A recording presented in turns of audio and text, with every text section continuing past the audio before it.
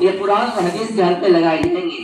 اس لیے کہ عائشہ رضی اللہ عنہا کی روایت ہے کان النبی صلی اللہ علیہ وسلم یتکی علی ہجری وانا حائض فیقرأ القرآن کہ آپ صلی اللہ علیہ وسلم مجھ پر ٹیک لگائے ہوئے قرآن کی تلاوت فرما رہے ہیں اور میں سن رہی ہوں جبکہ میں حیض کی حالت میں ہوں.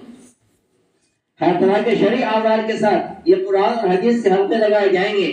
اس لیے کہ عائشہ رضی اللہ تعالی عنہا فرماتی ہیں کان النبی صلی اللہ علیہ وسلم یتکی علی ہجری وانا حائض فیقرأ القرآن کہ آپ صلی اللہ علیہ وسلم مجھ پر ٹیک لگائے ہوئے ہیں اور قرآن کی تلاوت فرما رہے ہیں اور میں سن رہی ہوں جبکہ میں حیض کی حالت میں ہوں. مجھ پر نماز بھی نہیں. واضح ہو گئی کہ ایسا شرعی عذر کسی گھر میں پیش آئے اس کے باوجود قرآن کا حلقہ لگایا جائے گا. ایسی شرعی عذر والی خاتون کو ہٹایا نہیں جائے گا, اٹھایا نہیں جائے گا.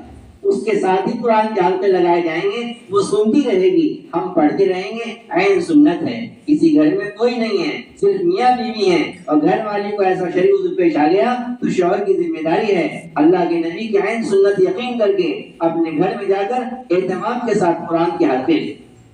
6 مہینے میں ایک مرتبہ خواتین کا جوڑ کر کے اس کے اندر اندرون سے لے کے بیرون تک سارے تقاضوں کو پورا کرنے کی فکر کی جائے.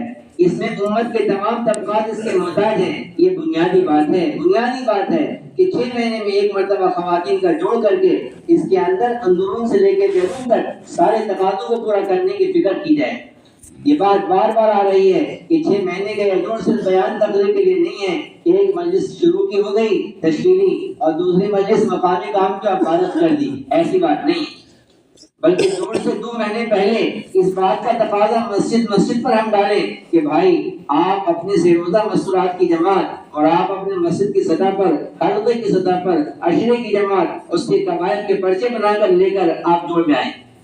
یہ تو جوڑ ہمارا جماعت بندی کا ہے, یہ جوڑ ہمارے قدیمات کا جماعت بندی کا ہے. اس کے اندر پوری محنت کے ساتھ 2-3 مہینے پہلے محنت کر کے جماعت بندی کر کے قواعد کے پرچے مرتب کر کے پھر اس کے بعد ہم اس جوڑ میں تمام پرانی خواتین کو لے کر آئیں. اور یہ بات بھی طے ہے اگر 30-40 خواتین ہوں تب بھی جوڑ ہوگا. اگر کسی قصبے میں یا کسی گاؤں میں صرف 15-20 خواتین ہیں, زیادہ تعداد میں خواتین نہیں ہیں پرانی, تو ان 10-15 خواتین کو بھی ہر 6 مہینے میں جوڑا جائے. اگر کسی علاقے میں صرف 3 دن لگائی ہوئی 3 مرتبہ 3 دن لگائی ہوئی خواتین عشرے والی نہیں ہیں, چلے والی نہیں ہیں, بیرون والی نہیں ہیں, تو ایسی 3 مرتبہ سے روزہ لگائی ہوئی خواتین کا جوڑ بار بار مستقل ہوگا تاکہ ان کا عشرے میں نکلنا آسان ہو جائے. اور عشرہ لگائی ہوئی جتنی بھی خواتین ہیں ان کا بھی جوڑ ہوگا تاکہ ان کا چلے میں نکلنا آسان ہو جائے. ہماری ذمہ داری 100% احاطہ ہونا چاہیے. ہماری ذمہ داری ہے اس جوڑ کے اندر پرانی خواتین کا 100% احاطہ ہونا چاہیے. یہ سارے اعمال کو زندہ کرنے کے لیے, ان تمام اعمال کو پختہ کرنے کے لیے ہماری بنیادی ذمہ داری اپنی مساجد کو اعمال دعوت کے اعتبار سے آباد کرنا اور اسے پختہ کرنا ہے. اور مسجدوں کے اندر اہتمام کے ساتھ تعلیم کے حلقے اور اہتمام کے ساتھ دعوت کے حلقے قائم کرنا ہے. اور ہر فرد امت کو اہتمام کے ساتھ دعوت دے کر غفلت کے منکر کے ماحول سے نکال کر ان مساجد کے اندر لا کر کے جمع کرنا ہے. اس لیے کہ حضور اکرم صلی اللہ علیہ وسلم اور خلفائے راشدین اور صحابہ رضی اللہ عنہم اجمعین کی ساری ملاقاتیں اور ساری زیارتیں اور ساری محنت کا خلاصہ یہی نکلتا ہے ایک ایک فرد پر محنت کیا کرتے تھے اور غفلت کے اور منکر کے ماحول سے, بازار کے ماحول سے نکال کر مسجد کے ماحول میں لایا کرتے تھے. مولانا یوسف صاحب رحمۃ اللہ علیہ کا ملفوظ ہے کہ عوام تو عوام جو اس امت کے خواص سمجھے جاتے ہیں ان کی بھی تربیت اگر مقصود اور مطلوب ہے, وہ نجات اور کامیابی چاہتے ہیں تو ان کی بھی ذمہ داری ہے اپنے کو مسجد کا عادی بنائیں, اپنے آپ کو مسجد کے حوالے فرمائیں. بلکہ مولانا یوسف صلی اللہ علیہ کا ملفوظ ملتا ہے, فرماتے ہیں اگر وقت کا شیخ الحدیث ہے, کروڑوں اس کے شاگرد ہیں, وہ کامیابی چاہتا ہے اپنے آپ کو اپنے طلبہ کو مسجد پر ڈال دے. وقت کا شیخ ہے, ولی ہے, کتب ہے اور کروڑوں مرید ہیں, تربیت چاہتا ہے, کامیابی چاہتا ہے, مسجد میں پڑھ جائے. آپ صلی اللہ علیہ وسلم سے بڑھ کر کوئی شیخ الحدیث اور شیخ نہیں, صحابہ سے بڑھ کر کوئی طلبہ نہیں, کوئی مرید نہیں. آپ نے تمام امت کے طبقات کی اس تربیت پر اپنی صحبت میں مسجد ماحول میں رکھ کے فرمایا.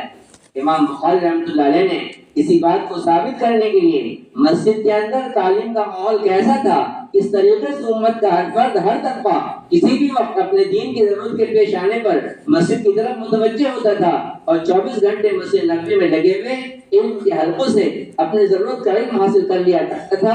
انہیں تمام باتوں کو ثابت کرنے کے لیے کتاب العلم قائم کیے. کتاب العلم اسی لیے قائم کی تاکہ قیامت تک معلوم ہو جائے کہ قرن اول میں دور نبوت اور دور صحابہ میں امت کے جہل کا علاج کیا تھا، مصنون طریقہ کیا تھا، اتنے کم سے کم مدت کے اندر امت کا ہر طبقہ اور ہر فرد کس طرح علم سے قریب ہوا، اس کی زندگی میں علم آیا اور جہالت ختم ہو گئی، اسی کے لیے کتاب علم قائم ہوئی۔ ایک باب سے امام بخاری رحمۃ اللہ علیہ اس بات کو ثابت کرنا چاہتے ہیں کہ کس طرح علماء نے صحبت میں رکھ کر کے علماء کو صحبت میں رکھ کر امت کا علم دیا۔ باب من رفع صوت العلم، علم دینے کی ضرورت پیش آئے، تعلیم دینے کی ضرورت پیش آئے، اس میں آواز بلند کرنے کی ضرورت پیش آئے، بلند کرنا چاہیے، سنت ہے۔ واقعہ نقل کرتے ہیں حضرت عبداللہ بن عمرو بن عاص رضی اللہ عنہ فرماتے ہیں کہ ہم سفر میں تھے، آپ صلی اللہ علیہ وسلم سفر میں ہم سے پیچھے رہ گئے، بعد میں آپ تشریف لائے، نماز کا وقت ہو چکا تھا، ہم لوگ وضو کر رہے تھے، ہم میں سے بعض لوگ وضو کے دوران پاؤں دھونے کے بجائے مسح کر رہے تھے، آپ نے اسی وقت بلند آواز سے ان کو تعلیم دی اور آپ نے تنبیہ فرمائی کہ جو ایڑیاں سوکھی ہوئی ہیں اور پانی نہیں لگ رہا ہے وضو کے درمیان، ان کے لیے ہلاکت ہے، ان کے لیے ہلاکت ہے۔ امام بخاری رحمۃ اللہ نے یہ عنوان ایک چھوٹے سے جزئے کو ثابت کرنے کے لیے قائم کیا، ورنہ آپ غور کر لیں اس کے اندر دعوت کی ساری سنتیں اور تعلیم کی ساری سنتوں کو سمو دیا۔ کس طرح علماء کو صحبت میں رکھ کر علم دینا، سفر اور حضر میں علم دینا، عین عمل کے دوران امت کو علم کی ضرورت اسی وقت علم دینا، عمل کے دوران امت کو علم کی ضرورت ہے اسی وقت امت طالب بن کر آئے، انہیں بھی دے، اگر طلب نہیں پوچھنے کے لیے نہیں آ رہے ہیں امت کی ذمہ داری ہے کہ خود امت کو علم دینے کی کوشش کریں۔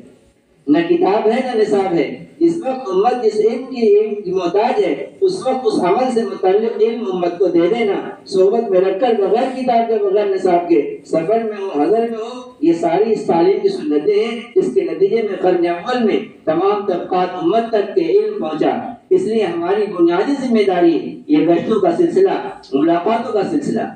مولانا الیاس رحمۃ اللہ فرمایا کرتے تھے کہ نماز کے باہر پوری قرآن مجید کا پڑھنا وہ اجر و ثواب نہیں رکھتا، نماز کے اندر سورہ فاتحہ کے پڑھنے کا ہے۔